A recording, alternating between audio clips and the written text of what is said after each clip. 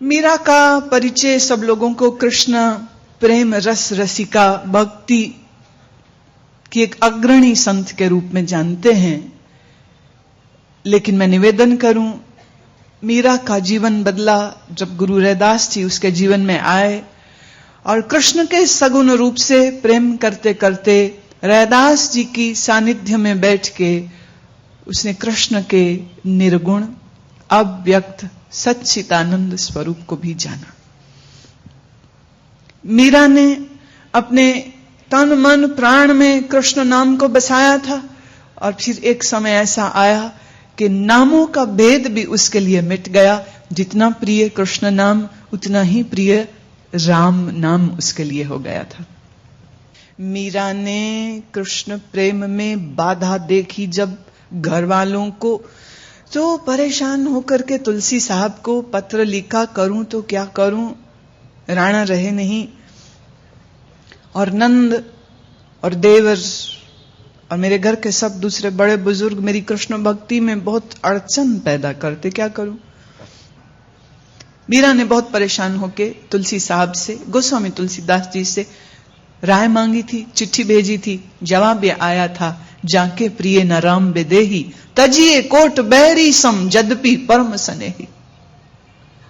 जो राम से प्रीति नहीं करता है वो तेरा कितना ही नजदीकी हो, उसको अपना करोड़ों वैरी के समान, शत्रु के समान उसको तज और अपने जीवन की यात्रा को। मीरा ने उस दिन से महल छोड़ दिया था।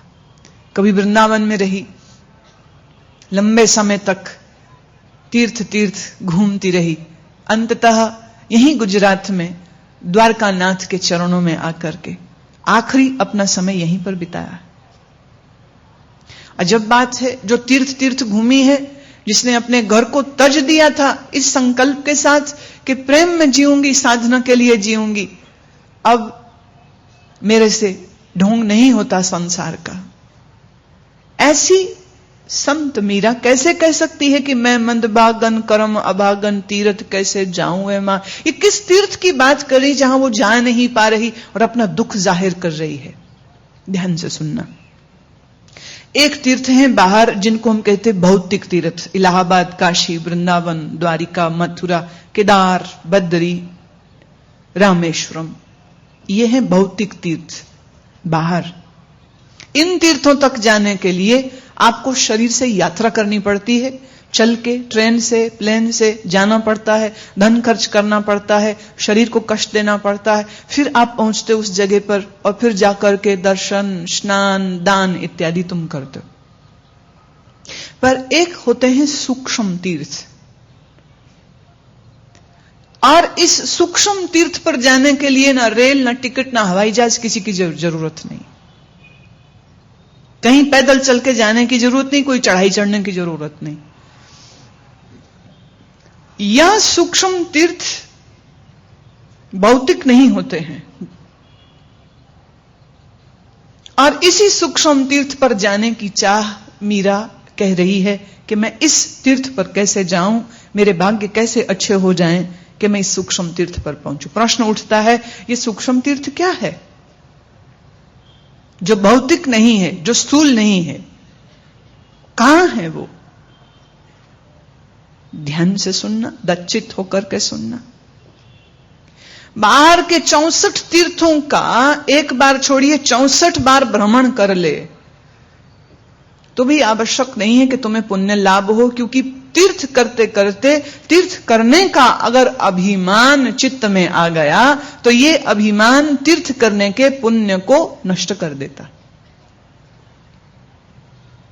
और ये जो सूक्ष्म तीर्थ है, इस तीर्थ पर एक बार भी अगर व्यक्ति पहुंच जाए तो उसको करोड़ों करोड़ों तीर्थों को करने का पुण्य लाभ तो मिलता ही है, साथ ही साथ अभिमान नहीं आता है, और साथ ही साथ ईश्वर के सानिध्य की प्राप्ति भी होती।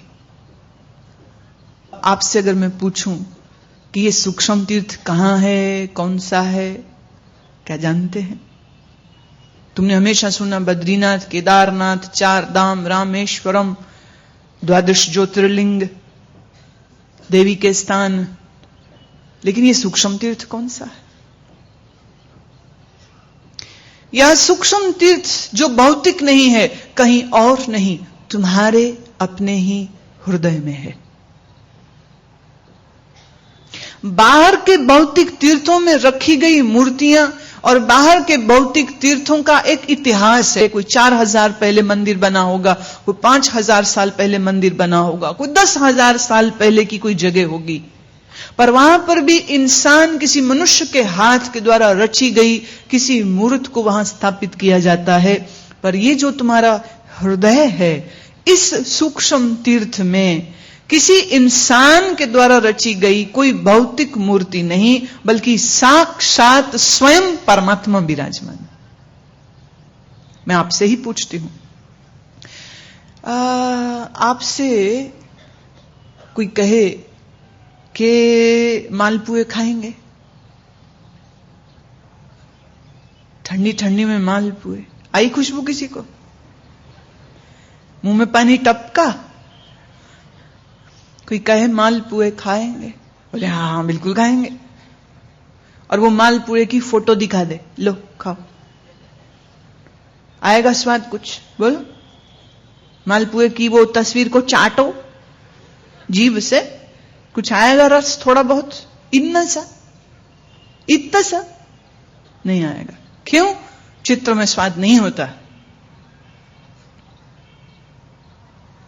चिन्ह रूप से, चित्र रूप से मनुष्य के हाथ की कृति है जो,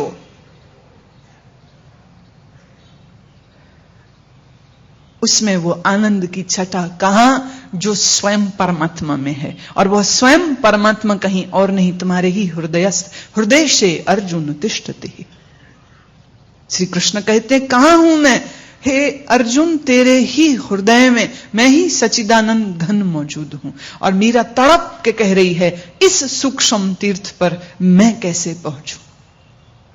how to go there? Now it is very easy to go to Badrinath. कोई मुश्किल नहीं, वैष्णो देवी जाना और आसान हो गया, अब तो हेलीकॉप्टर सर्विस है। अमरनाथ की गुफा में भी हेलीकॉप्टर सर्विस है, आर्मी का जाता है।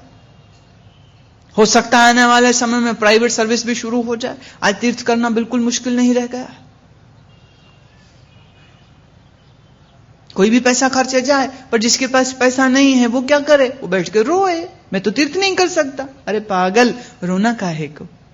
बाहर जाएगा तो सिर्फ भगवान की फोटो या मूर्ति ही मिलेगी, भीतर जाएगा तो स्वयं परमात्मा मिलेगा। बताओ, फोटो चाहिए कि स्वयं परमात्मा?